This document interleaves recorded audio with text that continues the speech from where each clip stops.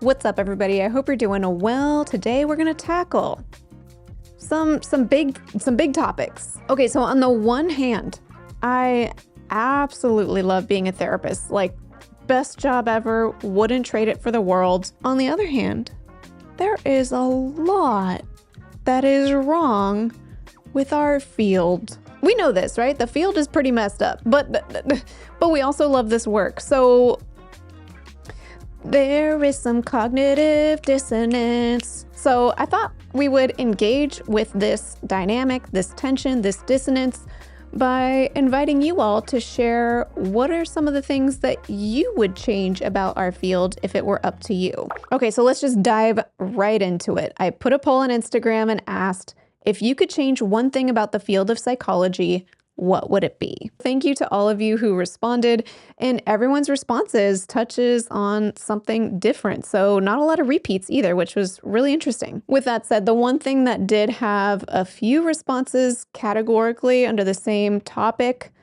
which will surprise no one, is pay-related changes that folks would like to make. One person said, improving access to affordable care and rising private practice rates. Yes. Personally, if I had the magic wand and I could change one thing about the field of psychology, though I guess technically it's two things, it would be improving access to care for clients and also improving pay for therapists. And within the same umbrella of pay, another person said unpaid internships / payments. I agree with this sentiment. I think internships and placements absolutely should be paid. We're working.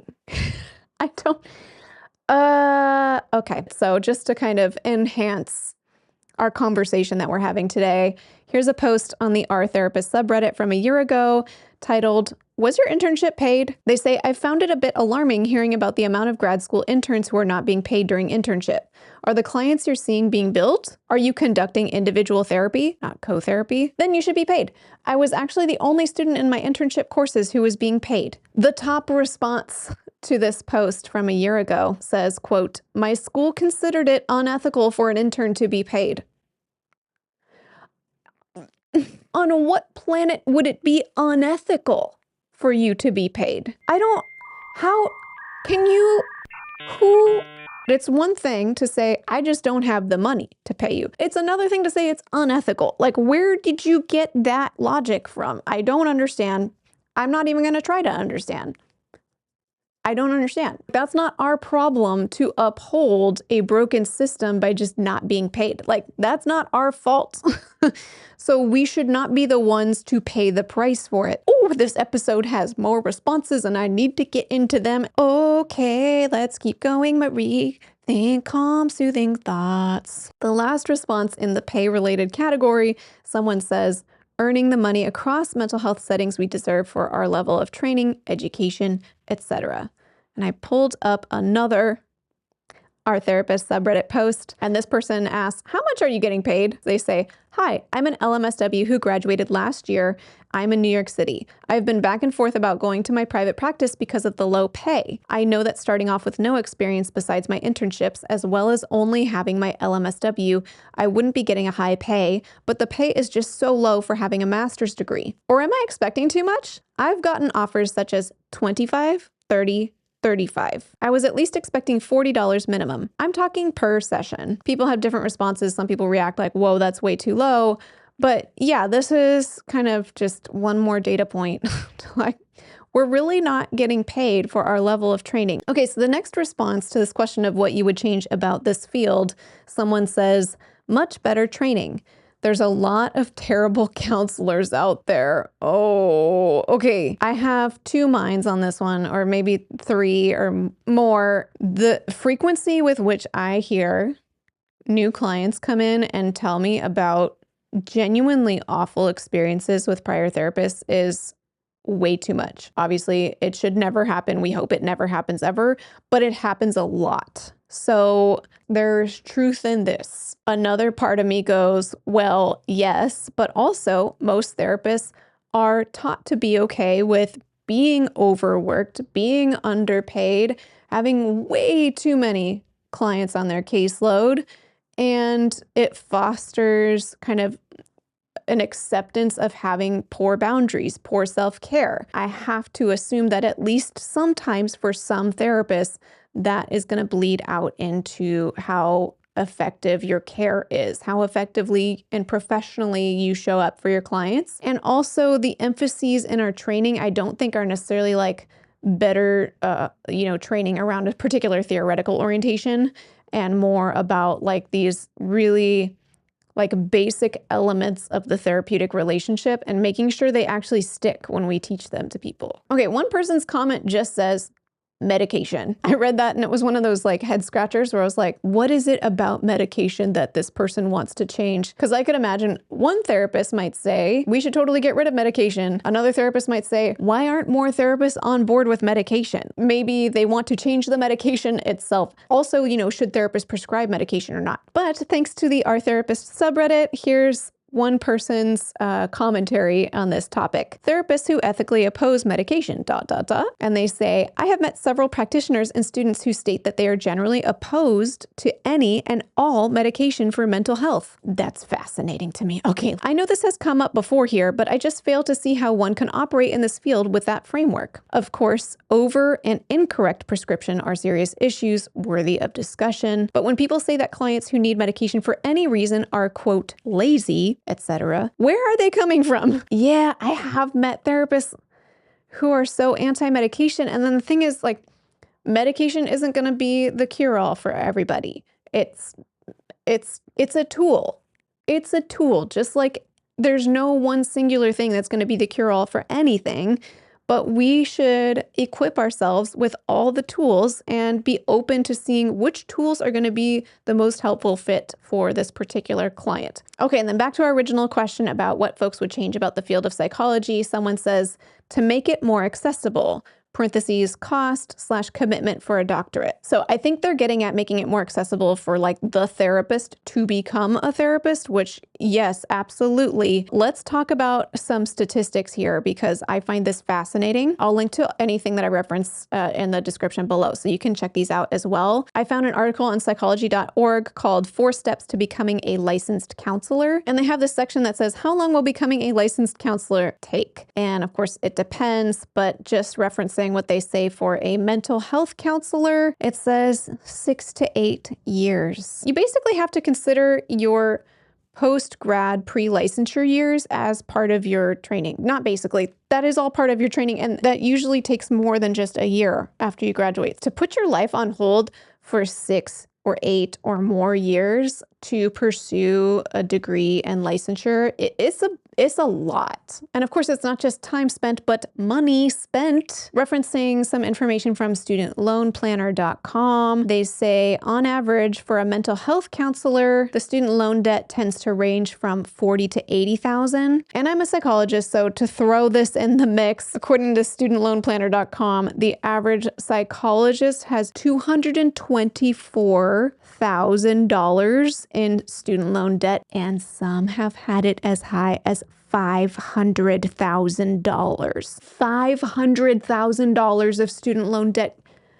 If that's you, sending you all my love and tender care. Wow, that's a lot of money. And you might say that like going to grad school is expensive no matter what training you have, but keep in mind, most expensive graduate careers have a correspondingly significantly higher income so that you can reasonably anticipate being able to pay off your student loan debt. And therapists aren't afforded the same luxury. So we got to do it somewhere. You pay better later, make it more affordable to get in, less time. It's not working the way it is right now. All right, and somebody else answered this question saying, for self-care not to be a buzz term, but actually valued. Yes. I think an issue that happens with self-care is we see it as like stuff that you do after work, like take care of yourself after work. But self-care really needs to happen in work, like while you're at work, with healthy work environments that are supportive, genuinely supportive, and not overworking therapists with way too many clients back to back or just massive caseloads and productivity quotas. There has to be enough paid time off and enough pay. I think for a lot of therapists who struggle with self-care, if you offered them just those things, they may not feel like they struggle so much with self-care. It's not just like, take some time for yourself, R&R. At the end of the day, it's like, how can you create an ecosystem of your life where it feels sustainable? All right, and the next comment somebody gives to my question about what they would change about our field is the need to label everything and then quantify as good, bad, normal, or abnormal. Yes, I have that sort of two minds thing with this one again, where I think if we completely threw out all of the medical model, we would start to lose something. But I think if we go too far into the medical model and then the labeling starts to turn into good and bad, and then the stigma that's already there that we're trying to eliminate if possible, when sometimes it's more helpful even to just think of things as like averages and like how much does this person deviate from the average and how do they experience their life? Maybe how do they experience it differently than the average? And so what adaptations make sense for this person? And sometimes labels can help to that goal, and sometimes we use labels when we don't need them. And on a bit of a similar thread, somebody commented, the understanding of diagnosis. Diagnoses are more complex than yes or no. For example, ADHD. Yeah, it's slow, but there's some movement to the idea that things happen on a spectrum, and some diagnoses are kind of having that embraced more than others. Ooh, here's another comment. I mean, this does touch on pay, but from a specific angle, somebody says, federal mandate for insurance reimbursement rates to increase and add yearly raises. So I think they're saying, if I could change anything, I would make it federally mandated for insurance to not just reimburse, but like reimburse at a certain rate, and also to increase and add yearly raises. Agreed, that would be amazing. Okay, another comment somebody gave for what they would change about our profession is that they would have therapist programs be more specialized, kind of like medical programs. For example, urologists, OB, etc. I think it does make sense to have programs that are a bit more specialized. I mean, I think some are, but that's not necessarily like standard. I think a lot of people are getting a more general clinical degree and then developing an emphasis later with extra credentials and things like that. Okay, another thing somebody says is a soul therapist can't make someone change. Yes, a soul therapist can't make someone change. I would agree with that. Even the phrasing of that, make someone change. I don't ever feel like I am at all trying to make anyone change. There's more of a sense of like being the Sherpa. My understanding is that a Sherpa will act as like an expert guide for somebody who's already on a certain type of trek. You know, you're already trekking up Mount Everest. You have decided and you are putting one foot in front of the other, but you may not totally know the way up. You may not know what sort of pitfalls to watch out for, and you may get lost. And a Sherpa is going to come alongside you. They're going to help you carry some of your stuff.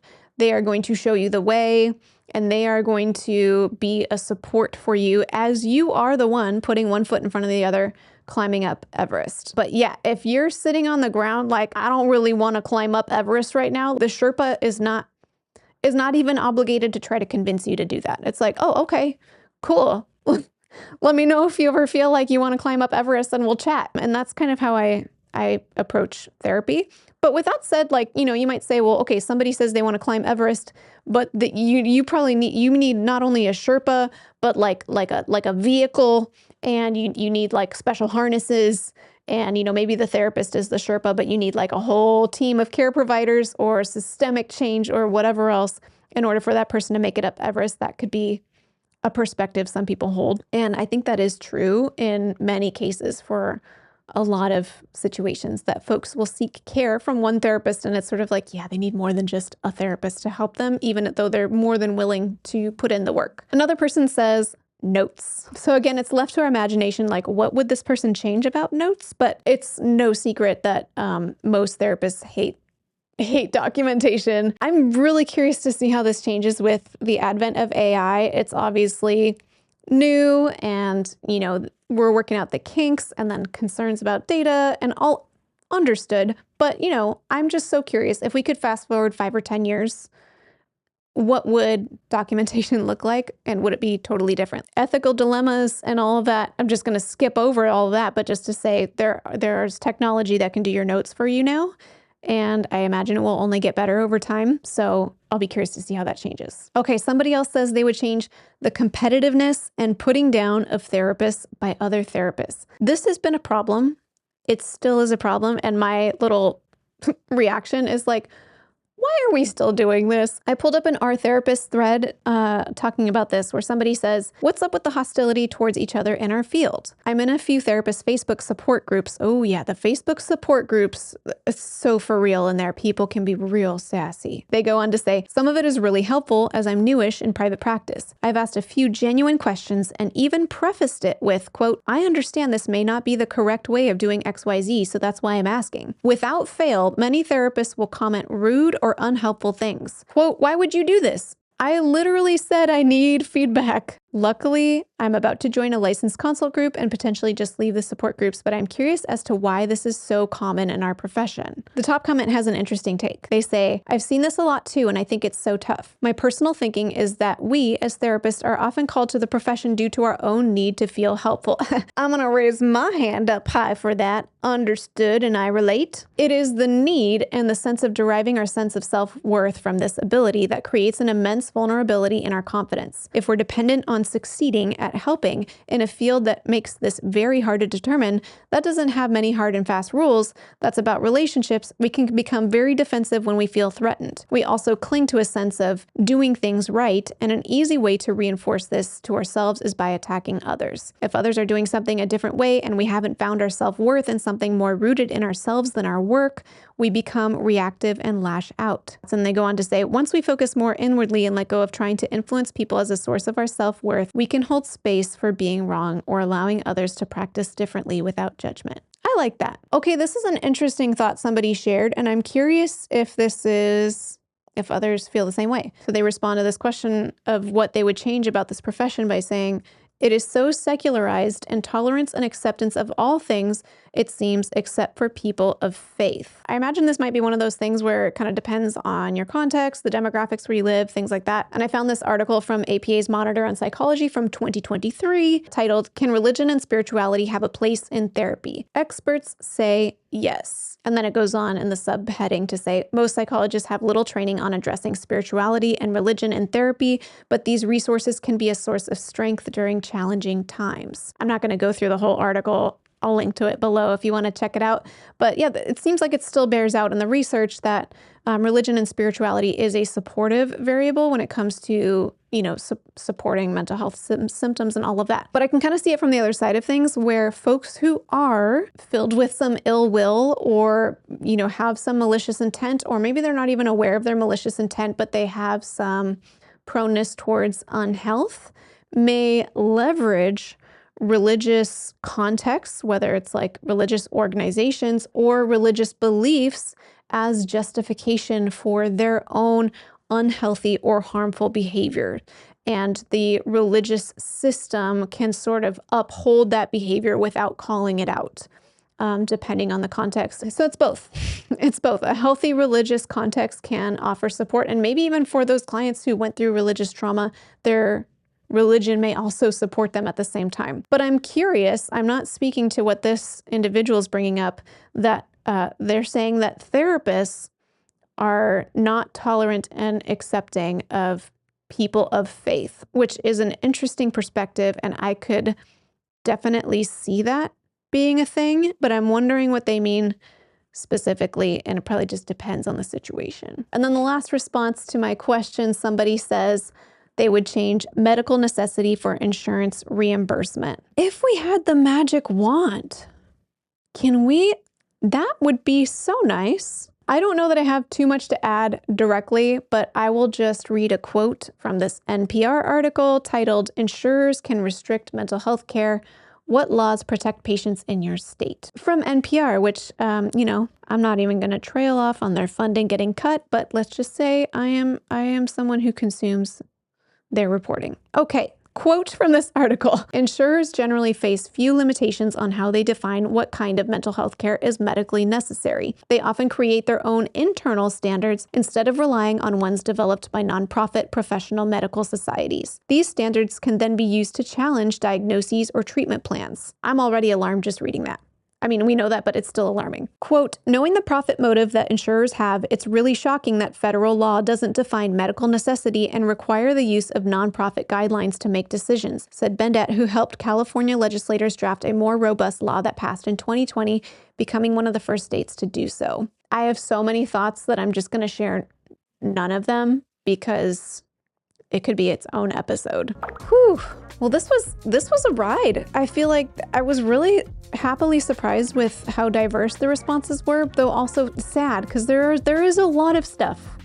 There's a lot of stuff that we would change about the field, and I'm sure there's more. Feel free to leave a comment on this episode about, what if you had the magic wand and you could change something about our field, what would you change? Because I think there's more. At the very least, we should know what the limitations of our field are to the best of our abilities, and of course, if there's anything that we can do to advocate for change, may we do so. I hope you found it helpful and maybe even illuminating, empowering, validating, whatever you might be needing in this moment as you hear others share what they would change about our field. And before we close, I'd like to thank TherapyNotes.com for sponsoring this video. TherapyNotes helps with all of your practice management needs, from scheduling to notes to billing. They have a HIPAA-secure telehealth platform included for free and a whole suite of AI features to streamline your documentation. If you'd like to check out TherapyNotes, including all of their AI features, you can get 2 months to try it for free just by clicking the link in the description of this video. Well, I feel like I went on a journey with this episode. I don't know if that felt like a journey to you. Maybe it's just that I've been sitting here for a really long time. I need some lunch. On that note, wherever you might be at and whatever you would like to change about our field, from one therapist to another, I wish you well.